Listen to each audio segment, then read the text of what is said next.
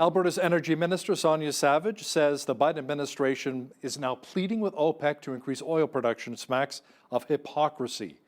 To discuss this in more detail is our legislative reporter and the Alberta correspondent for the National Post, Tyler Dawson, joining me from Edmonton. Tyler, Minister Savage says it's hypocritical for the Americans, especially after Joe Biden canceled Keystone XL. Yeah, and of course, also in the context of the latest Intergovernmental Panel on Climate Change report that came out this week, this is the situation basically. The US government is concerned about high fuel prices in the United States, and they are saying that part of the reason why fuel prices are so high is not enough supply. So they're asking OPEC to increase supply to bring down prices for fuel. Now, of course, Sonia Savage pointing out that were the Keystone XL pipeline up and running, that would be like 1 million barrels a day that would be coming into the United States, going to refineries, being processed. That would, sort of a homegrown solution to this issue. So, yeah, a bit of a karma, maybe, shall we say, for the United States right now when it comes to the Keystone XL thing and apparently high fuel prices for Americans. Yeah, it's all about supply and demand. I mean, we've got the supply, the demand is there. Let's try and put two and two together, shall we? I mean, we're your northern neighbors here. Let's give you a little bit of oil. Now, Tyler, it'll soon be back to school. I hate saying those three words. A lot of kids are going to turn us off because of that. But it's back to school for thousands of students across the province. Now, many are concerned about the potential of COVID and the Delta variant in the classrooms. Now, kids, of course, not able to get the vaccine yet. Now, in some school districts, parents must choose if they're actually going to send their kids back to school. So yeah, that's going to be a choice that lots of parents are having to make this year. Are their kids going to stay at home and try and continue to do online learning, or are they going to be back in the classroom? And the deadline in some places to make those decisions is coming up quick. And the province has not really released like a full plan about what they're going to do in schools when things go back. So there has been some movement in Catholic school boards in Edmonton, I think, that have basically said, look, we're gonna do what we did last year. We're gonna do social distancing. Kids are gonna wear masks. That's how we're gonna tackle it. But it seems like there is a lot of concern and worry among parents in the province right now. And of course, the New Democrats hammering the UCP government for this, for not coming out with a plan for, in the words of the NDP, not doing enough to keep kids safe. So a really contentious situation, shall we say, even though the worst of the pandemic appears to have abated at this point. Tyler, colleges and universities are also struggling about how to approach the fall here in Alberta. That's right. So obviously, college and university students will, by and large, have been eligible for their vaccinations. But there's this question about whether or not they're going to be asking people if they're vaccinated to return to campus, whether or not there's going to be masks and things like that to go to class or participate in other activities on campus. And universities across the country are approaching this in a variety of different ways. You have some Ontario universities, for example, saying that people are going to need to be vaccinated to go to class. So far, the two big universities in Alberta, the University of Alberta in Edmonton and U of C in Calgary, don't seem to be going down that road. But nevertheless, the people I know who work in the university sector or who are going to university, that's an issue that's sort of top of mind because, as we all know by this point, the vaccine's pretty good, but it's not 100% effective. And there's still some risk, of course, to congregating around lots of other people. Now, the province is facing some more criticism over COVID, in particular its decision to shut down contact tracing, testing, and isolation requirements by, I believe, August the 16th. Tyler, Dr. Dean Hinshaw says the science is sound for doing so, but many of her critics disagree.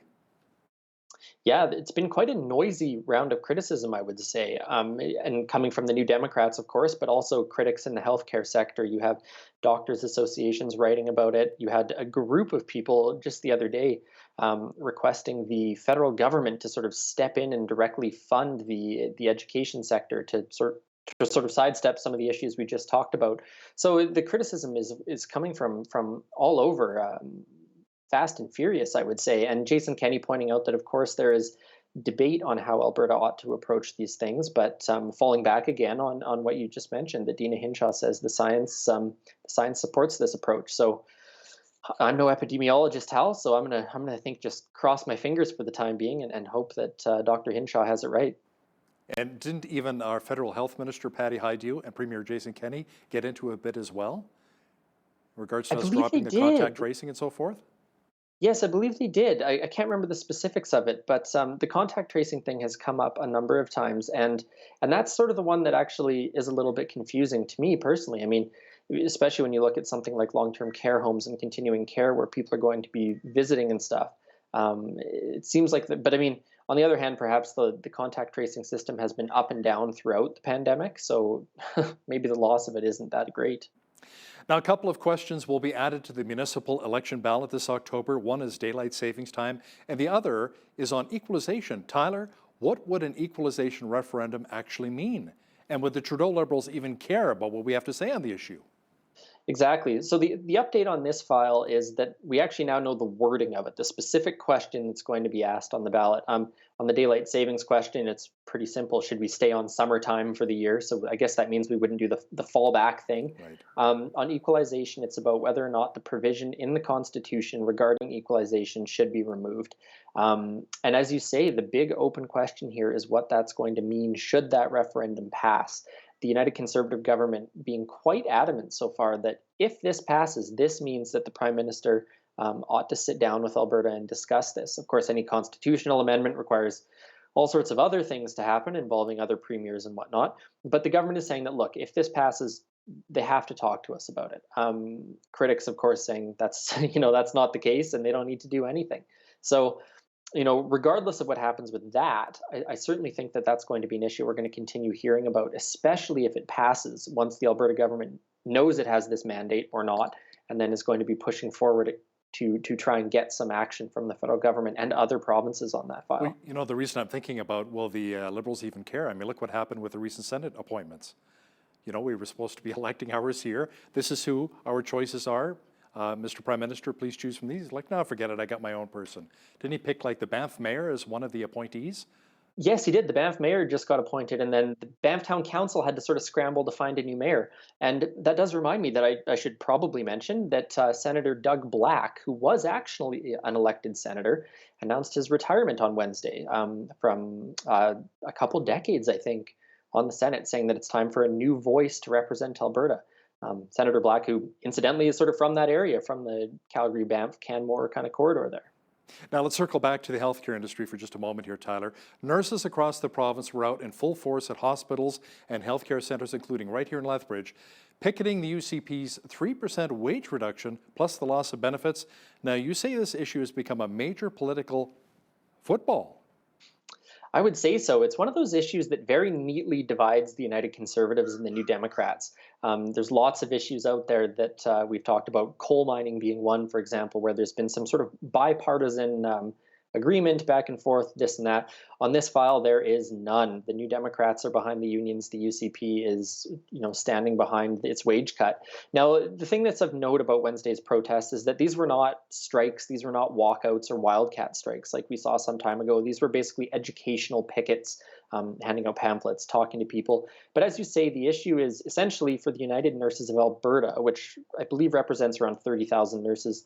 They're facing a 3% wage rollback and then some rollbacks on some other benefits.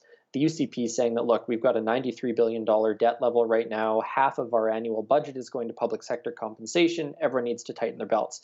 The New Democrats on the other side saying that, we're on our way out of a pandemic, that nurses have been the backbone of the government response, the healthcare response, and how dare the government treat them this way. So, there's a long history in Alberta of very, very ugly fights between nurses and the government. And this one is certainly not going anywhere anytime soon. Well, and the timing has to be suspect. Like you said, we're just coming out of a pandemic. It's like, thank you so much, nurses, for your hard work. By the way, we're going to roll back your wages 3%. So maybe the timing is a little off right now in that regard. Now, the fight over childcare continues, Tyler. Ottawa's inked deals with many provinces except Alberta. The UCP claims the Trudeau Liberals are playing favorites with Quebec by not giving us the same deal. Yeah, this is a little bit of a tricky one. Basically, what the Alberta government wants is the money with pretty much no strings attached or conditions. Like Quebec. Yeah, like Quebec, exactly. Right. Now, what the federal government says is that the money set aside is for a certain kind of daycare space. I think non-profit or something like that. Daycare spaces. The Alberta government says that, look, only 14% of Alberta parents use this sort of space, and they would like that money available to go to, say, relatives who are caring for kids, for-profit daycares, and other sort of childcare scenarios that exist. So that's why they want the money with no conditions. Now, the federal government also saying that, look, Quebec has a daycare system already. It already meets all our conditions. That's why there's no strings attached. So again, a debate that's going to continue going on. Has become a good political one for Kenny because of the Quebec factor, I would say. And of course, the New Democrats saying, get it done, ink a deal with the federal government. So I'm sure a deal is coming on that. We'll get there eventually, but certainly a little bit of back and forth on what that funding is going to be for that the federal government is handing over. The province recently announced millions of dollars in funding for farmers who are really struggling during the summer's drought, Tyler. The most recent crop report says about 20% of Alberta crops are in good condition, only 20%. Now, thanks to lack of the moisture and hot temperatures, many farmers have started combining early. Yeah, and my understanding would be that a lot of that means they're selling their crops for things like animal feed at a lower rate of return. Now, the Alberta government recently announced, I believe it's 132 or 136 million dollars for ranchers and beekeepers. Now, that money is sort of broken down per head of cattle and whatnot. So there's aid available for that sector of the industry, and then there's also a deal that they are working on with the federal government for it's an agri-recovery sort of program, a cost-sharing program basically between the federal government and the Alberta government that's going to be somewhere in the ballpark of $200 million. The details on that, I believe, not finalized yet, but fully expected. I mean, that program exists for this sort of scenario. So at some point, there certainly should be some relief coming for the farmers that have just been hammered by the drought this year. Yeah, they've been devastated, absolutely. The Kenny government released a report from KPMG into its early responses to the pandemic. From March to October of 2020, it reviewed and offered 5 recommendations to the province. Now, the NDP claims the government did not follow recommendations quickly enough and is calling for an independent review of the province's response to the pandemic. Tell me more. This is a strange one because we knew this report was coming and the government had promised to release it. And then they said, we've got the report, but we're not going to release it. And journalists love being told they're not going to get something that they expected to. So there's quite a bit of a blowback against the government for that decision. And then late on Friday, they did actually release this report. And as you say, about 5 recommendations, mainly involving flexibility and backfilling of spots in the healthcare system and trying to improve uptake in business supports and things like that. So whether or not, as the NDP said, the government didn't act fast enough on these things, but frankly, I think reasonable people can disagree on that. And the KPMG report also suggested that the government continue to consult and evaluate its response as the pandemic went on, because this is a really short period of time. This is March 2020 to October 2020. And obviously a whole heck of a lot happened after that. So the NDP, of course, calling for this independent inquiry, perhaps a judicial inquiry of some sort.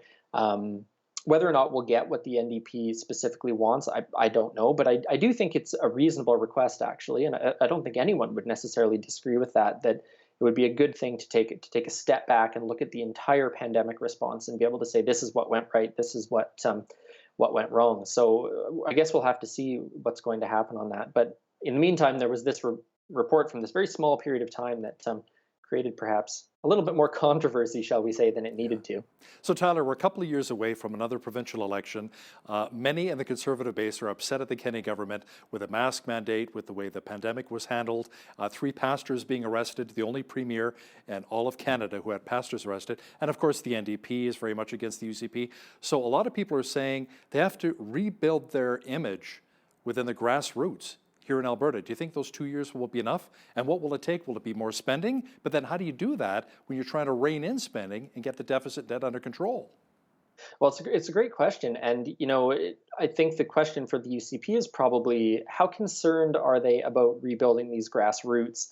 And how concerned are they about trying to pull off some of the economic miracles that they've promised? I think it's an unfortunate calculation, and I think it's one that the federal Conservatives make quite often as well. I think they basically look at, well, I shouldn't say the UCP does do this. There's the possibility that strategists within the UCP will say, look, the discontented grassroots aren't going to vote for anyone else. They're not going to necessarily go vote for the Wild Rose Party or any of the other sort of smaller parties out there. So we're not going to, work that hard to rebuild that part of our base. But certainly where they are going to be concerned is hanging on to some of their seats in the big cities, whether that's in Edmonton, particularly Edmonton probably, and in Calgary. So, for them, I think the strategy is trying to balance keeping the grassroots happy with also trying to keep the cities happy. And on that side of it, I think largely that's going to mean, what does the next 2 years look like economically? Um, all speculation on my part, but I think it's a really good question, and I don't envy the guys in the UCP that are going to be making those decisions over the next couple of years. And one thing we've noticed down here in Lethbridge as well, we're seeing more and more ministers making appearances, coming here, perhaps trying to take that seat away from Lethbridge West MLA Shannon Phillips. Yeah, exactly.